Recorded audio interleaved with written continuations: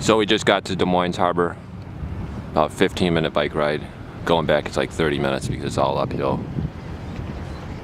Coming down it's quick because it's going downhill about 300 vertical, but then going back it's the opposite.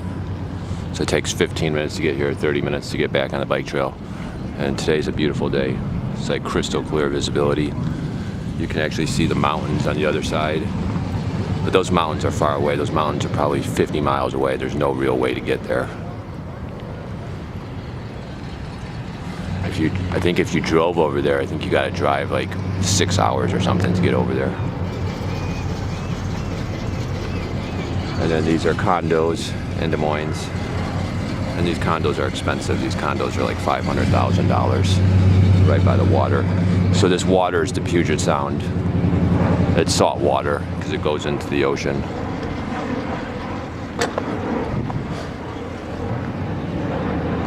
So we'll head on up to Des Moines and I'll show you the houses that are 400 that used to be 200.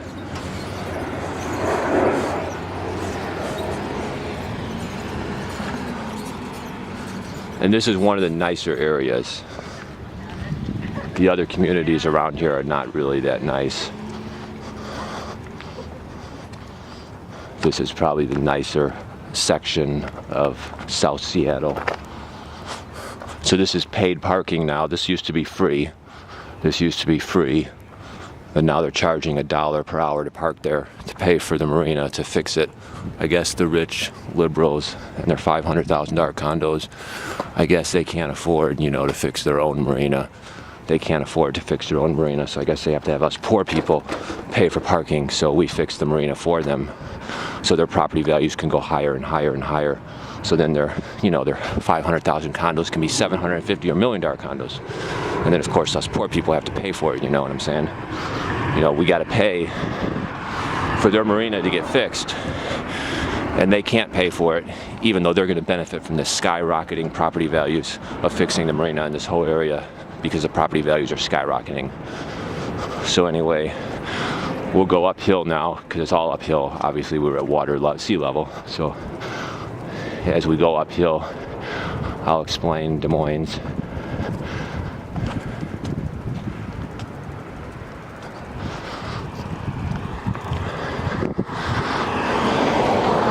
The other thing that sucks about Seattle is it's a Sunday morning right now. You can see there's already like traffic, and it's Sunday morning. It's like Sunday morning or early in the morning, and there's already like tons of people and tons of traffic. If this were Anchorage, Alaska, it'd be completely empty at this time, at this day, Sunday morning. And obviously if you were in a more congested area like Seattle, it's much more hellish. Traffic jams all the time. But today is a beautiful day. As you can see, the visibility is incredible. Basically the weather here, 6 months of the year, from around, say, October all the way till, say, May, it like just rains almost every day, and it's pretty much terrible. It's like 50 degrees and cold rain every day. But then in the summer, starting around, say, May, June, all the way to, say, September, it's just absolutely beautiful. You get just these beautiful sunny 80-degree weather days. It's just beautiful. The only place in this whole country, in my opinion, that probably has a better summer than Seattle would probably be Alaska. Probably Anchorage, Alaska is probably the only place that has a better summertime than Seattle, in my opinion.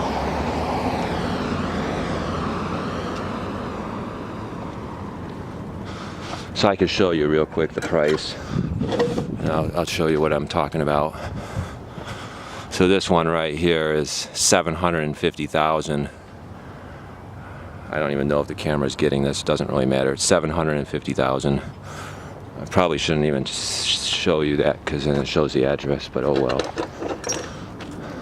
That just gives you an idea of how high the prices are. And it's probably a very nice unit. You know, it's probably like 2,000 square feet. But still, I mean, the price is astronomical. Completely rip-off price. And this is not Seattle. We're 20 miles south of Seattle. It takes an hour to get here in the traffic. So if you lived here, you'd be in a 2-hour traffic every day. Because there's no real jobs in this area. Pretty much most of the jobs are in Seattle. or north of Seattle, or in the areas east of Seattle. That's where the job centers are. And all of those areas would be at least a 1-hour commute in rush hour traffic from this area. See, this was an area that was considered very cheap 3 years ago. This was considered a cheap area. This was like one of the cheaper areas you could come to buy a house in the Seattle area. You know, within, say, 25-mile radius of Seattle. This was considered one of the cheaper areas 3 years ago. And now the prices are sky high. But it's even worse in Seattle. It's even worse in Bellevue. Prices are like double. It's utterly disgusting. And this is happening because zone restrictions. They won't build houses in the farm fields like they need to. They won't build enough skyscrapers in Seattle because every time they want to change the zoning in Seattle to allow skyscrapers, there's massive community opposition. The single-family residents don't want to build skyscrapers in their neighborhoods. They want it to continue to be single-family residential, even though they only live like 2 miles from downtown Seattle. But they want to continue to live in a single-family residential neighborhood 2 miles from Seattle. You know, you bought a single-family house 2 miles from Seattle, downtown Seattle, where all the skyscrapers are. Don't you expect eventually it's going to be skyscrapers? You know, it's like, you know, you buy a house 2 miles south of downtown Seattle, you'd expect, or 2 miles north of downtown Seattle, you would expect eventually it's going to be skyscrapers. And these people just bitch and moan every time they want to build a skyscraper. They just bitch and moan about it because they want it to be single-family residential forever, even though they live like 20-minute walking distance from downtown Seattle in an area that needs to be skyscrapers.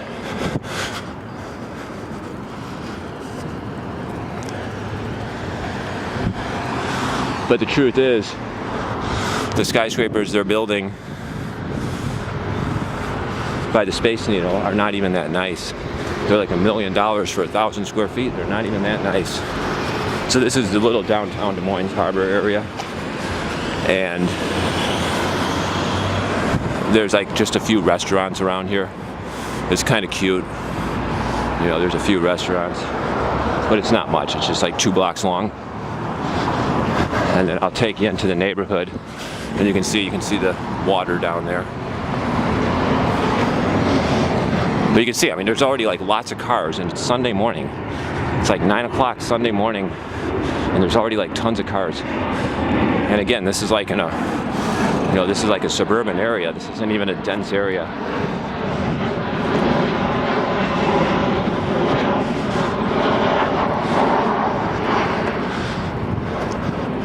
There's just way too many people in Seattle. And it's getting worse and worse and worse because there's tons of illegal aliens moving to Seattle. There's mega, massive, out-of-control immigration. So it's getting to be just traffic jams everywhere.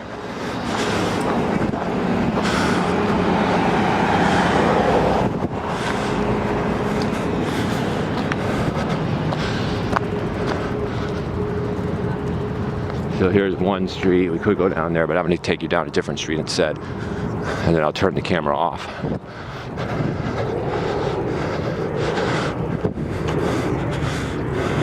Now these big houses were never 200. Well, maybe 20 years ago they were, but they were probably like 500 3 years ago. Today they're probably $1 million.